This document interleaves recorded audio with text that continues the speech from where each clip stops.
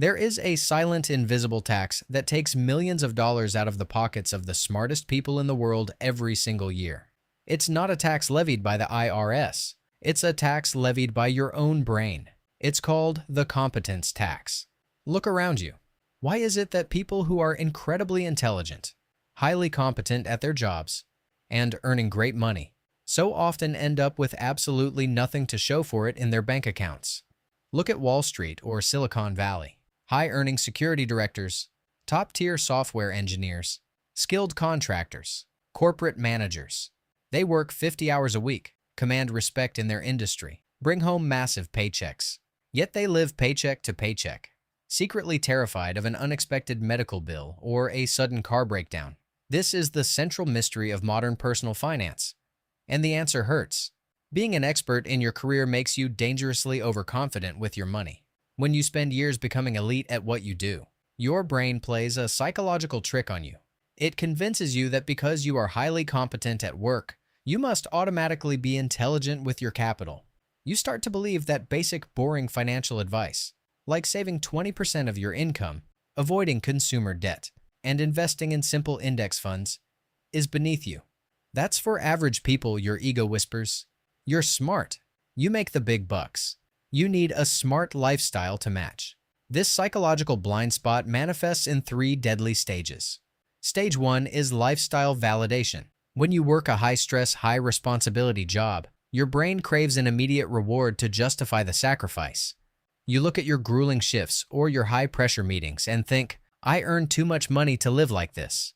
So you upgrade the car. You move into the more expensive zip code. You buy the premium subscription packages. You don't do it because you're greedy. You do it because your brain demands proof of your professional success. You wrap a noose of fixed monthly costs around your neck, all neatly disguised as well-deserved luxuries. Stage 2 is what psychologists call the illusion of complexity. Smart people hate simple solutions. If an investment strategy can be explained in 2 sentences, the competent mind rejects it.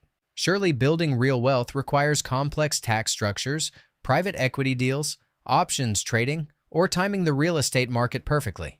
This is where people like Panic Paul lose everything. They take their hard-earned, high-income surplus and dump it into speculative assets, complex trading setups, or trendy financial products they don't actually understand. They do it because it feels sophisticated. It makes them feel like a high-powered investor. But while they are busy trying to look like financial geniuses, the boring investor who simply automates a monthly contribution into a broad market index fund quietly outperforms them by 500%. Stage 3 is the final trap, total system fragility. Because your high income shields you from seeing the immediate consequences of your bad habits, you don't realize you are drowning until the water reaches your eyes. A high income can hide a catastrophic lack of wealth for decades. You can drive a brand new $80,000 vehicle, live in a stunning suburban McMansion, send your kids to premium schools, and have a net worth of exactly 0. You aren't wealthy. You are just a highly paid funnel that cash passes through on its way to everyone else. So, how do we break the cycle of the competence tax? How do you take your channel, your income, and your life and move from looking rich to actually being wealthy? The solution requires a brutal dose of humility. First, you must ruthlessly decouple your professional identity from your financial intelligence. Accept right now that being elite at your job means absolutely nothing when it comes to managing a balance sheet. Managing money is not an intellectual exercise. It is an emotional discipline. The math of wealth is incredibly simple. Spend less than you earn, invest the difference, and wait. The execution is what trips people up because it requires conquering your ego. Second, you must aggressively lower your fixed visual footprint. Look at your monthly statements.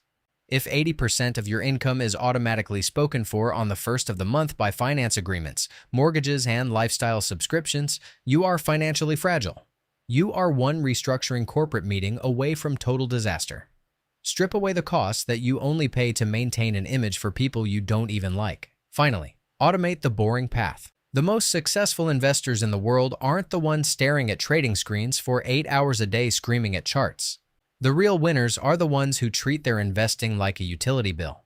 It happens automatically, in the background, every single month without fail. Stop paying the competence tax. Don't let your professional brilliance become your financial downfall. Be boring with your money so you can be completely wild with your freedom. Hit that subscribe button, turn on notifications, and let's build real silent wealth together.